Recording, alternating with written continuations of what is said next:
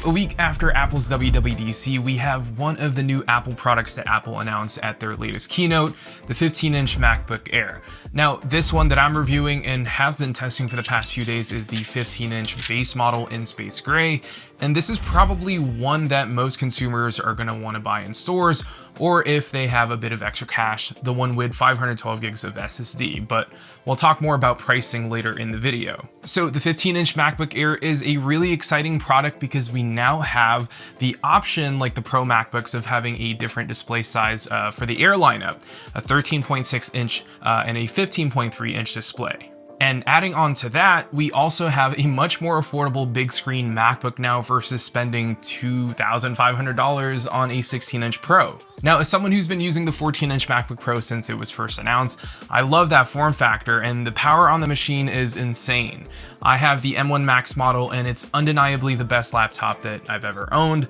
It's light enough to carry around and travel with, and it's a beast at editing videos. But going back to the 15-inch MacBook Air, right off the gate, the design looks very familiar. It's like you just took the M2 Air from last year and just stretched it out. It's squared off, flatter looking, kind of like the MacBook Pros, but it's still very thin at 11.5 millimeters and weighs in at just 3.3 pounds, which isn't too far off from my 14-inch Pro at 3.5 pounds. Now, the 15-inch Air's display actually looks a little bit different than the 13-inch Air. The bezels here are a little bit thinner on the sides, which makes the display look a lot sleeker, bigger, and more modern. The notch is still present here along with that 1080p FaceTime camera, which looks clear and doesn't look all that noisy, even in dimly lit situations. Now, given that we have a little bit bigger of a footprint, the speakers sound incredible. It sounds full and the clarity is unreal. It has a 6-speaker array setup with force-canceling woofers that support spatial audio and Dolby Atmos. In my opinion, it's not too far behind than my 14-inch Pro, probably a little bit similar, but the 16-inch Pro still sounds the best. Now, I do want to address the elephant in the room right away, and that's the SSD speed on the base model 1299 M2 Air. So when the M2 13-inch MacBook Air first came out, a lot of people found out that the speeds on the base 256 gig model was a lot slower than the 512 gig model, or even the base M1 Air with 256 gigs of storage. Now, I decided to pick up the base model here for the 15-inch with 256 gigs and see whether or not Apple's doing the same thing here on this machine. And I'm sad to report that, yep, it is in fact the same as the M2 13-inch Air. I'm getting roughly around 1300 megabytes a second to 2000 for its read and write speeds, versus the 23 to 2600 megabytes a second on the read and write speeds on the 512 gig model. Now, the reason for this is because Apple opted in to use a single NAND chip rather than splitting two 128 gig chips for better read and write speeds like the M1 Air or the higher tier M2 Air and Pros. Now, is this going to be a big deal breaker for a lot of consumers? No, I don't think that everyday consumers are going to notice that it's slower, but in the long run, if you do plan on keeping this laptop for 3 to 5 years, you're probably going to want at least a minimum of 512 gigs of storage, and with that upgrade, you'll get that added benefit of a faster read and write speeds. Now, if you're not dealing with gigabytes of files day in and day out, or you're editing heavy 4K videos and browsing the web and have a bunch of apps open at the same time, then it's not going to be a big deal. But what is a big deal is this segue to our sponsor, Brilliant.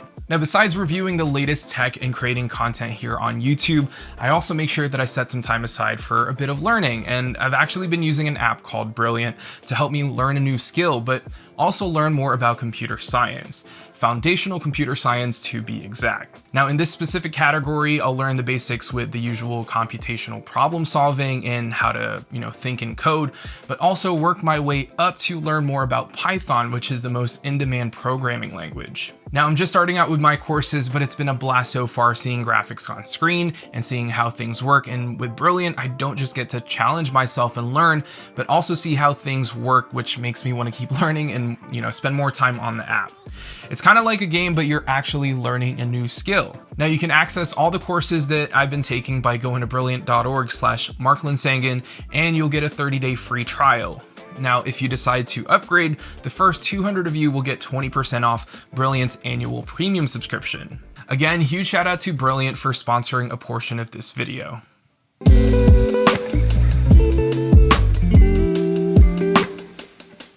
All right, now in terms of performance as a professional video creator, I primarily edit on a spec'd out M1 Max MacBook Pro with 64 gigs of RAM and 4 terabytes of SSD, as well as an M2 Pro Mac Mini with 32 gigs of RAM and 4 terabytes of SSD here in the studio. Now, both of these machines can edit anything and everything that I've shot, and I can do a ton of After Effects work on it without it breaking a sweat. Now, I primarily shoot on a Sony a7S III and Sony a7 IV, and sometimes I'll even mix in shots from my phones that I'm reviewing. So now that I've spent some time using this laptop as my main computer to edit videos, including this one that you're watching now, I'm happy to say that the overall performance and experience is somewhat similar to my M1 Max MacBook Pro. Now, obviously, it's not going to render and export my videos as fast as my M1 Max, but scrubbing through Final Cut with multiple plugins on a bunch of 4K clips were all really smooth.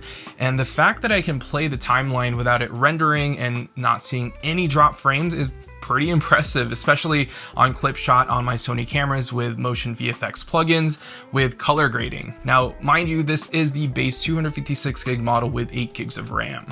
Now, when it comes to its battery life, just like the M2 MacBook Air I reviewed not too long ago, the 15-inch Air I was hoping would get a little bit more battery life out of it, but we're getting about 8 to 9 hours with casual web browsing, watching videos, light video editing, mostly, short form based editing in Final Cut Pro, and doing everyday tasks like writing scripts, research, and doing emails. Now, sure, it's not the advertised 18 hours of battery life that they claimed, but this is coming from someone who's been using the M2 Air nonstop, day in and day out. Now, what shocked me the most actually is the standby time. There was a point where I forgot to charge the laptop overnight, and I was still able to use the laptop for hours after not charging it. So if you're not doing heavy 4K video editing or heavy photo editing on here, you'll get incredible battery life on the 15-inch Air.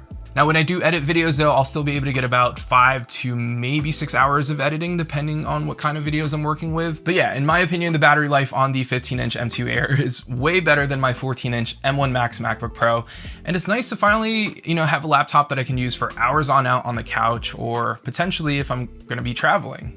Now, I will say editing on a bigger display is really nice, even if it's only about an inch bigger than my Pro. It still feels a lot bigger, but weighs in just about the same and thinner at the same time. At one point during this review, actually, I wanted to sell my 14-inch Pro and pick up a spec'd out version of the M2 15-inch Air, but I don't think I can pull that off, and here's why. So for me specifically, and what I do and what I use on a daily basis, I just don't think I can fully switch to a MacBook Air, even if it's a spec'd out version, but ultimately it comes down to storage, ports, and performance.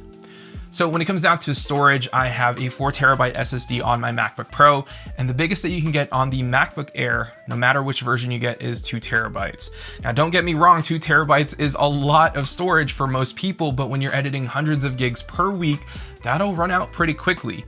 Even if I have external drives for backups and I can clear out space, it's just not enough to keep everything in one place to make sure that my project files are all organized. Second are the ports. The 15-inch Air, despite it having a slightly larger footprint than the 13-inch Air, I wish Apple just added another Thunderbolt port on the right side of the laptop to at least make it a little bit different than the 13-inch Air. Plus, not having an SD slot like my Pro is a big deal for me, since that's how I usually transfer my clips from my camera to my laptop. And last but not least, the performance. I have the M1 Max, like I keep saying. It has the 10-core CPU with the 32-core GPU and 64 gigs of RAM, and it's been incredible. The 15-inch Air tops out with an 8-core CPU and a 10-core GPU and up to 24 gigs of RAM. Now, while the M2 Air is able to handle most of my 4K projects in Final Cut, even with this base model 8 gigs of RAM and 256 gigs of storage, I want to have that extra headroom if I ever want to get crazy with After Effects, or there are new plugins that require more GPU power and more RAM. Now, if we're not comparing it directly to my 14-inch Pro, then let's compare it to another laptop that you can pick up from Apple that's about the same price. So let's break down the price and what you can get. So if I were to spec out a 15-inch M2 Air with 512 gigs of SSD, 16 gigs of RAM, it comes out to $1699 or $1599 if you purchase it using an EDU account. This is actually the model that I'd highly recommend everyone to pick up if you're dead set on the 15-inch Air. It gives you faster SSD speeds and you're getting 16 gigs of RAM for better multitasking experience. Now, after doing a little bit of research, you can also pick up another another laptop from Apple for $1,539, and it's this. The 14-inch MacBook Pro with an M1 Pro chip with an 8-core CPU and 14-core GPU with 512 gigs of SSD and 16 gigs of RAM. And here's the kicker. The 14-inch MacBook Pro will actually give you an additional 4 cores of GPU. You're also getting a much better looking display, which is their Liquid Retina XDR display that's a little bit higher resolution than the 15-inch Air. It's also brighter, up to 1000 nits peak. It has ProMotion, 120 Hz refresh rate, and you're also getting an additional Thunderbolt port, an HDMI 2.0 port, and an SD card slot. Now, there's also the M2 Pro 14-inch MacBook Pro with a 10-core CPU and 16-core GPU with 16 gigs of RAM and 512 gigs of SSD for the same price of $1,699. Now, the beautiful thing about these refurb models too is that you can still get AppleCare as if you're buying this brand new, and it already comes with a 1-year limited warranty, just like the brand new 15-inch Air. So yeah, as much as I want to love the MacBook Air 15-inch with M2, it is a hard bargain for a lot of buyers out there who wants to get an incredible laptop for the best price that'll serve them for years to come. If the 14-inch refurb model just didn't exist or wasn't a thing from Apple, I say go for the 15-inch Air, but only go for the 512 gig SSD and 16 gigs of RAM. I don't think the $1,299 base model is worth it if you plan on keeping this laptop for more than 3 years. Anyways, that's been it for this video. Thank you all so much for watching, and yeah, I'll see you all in the next one.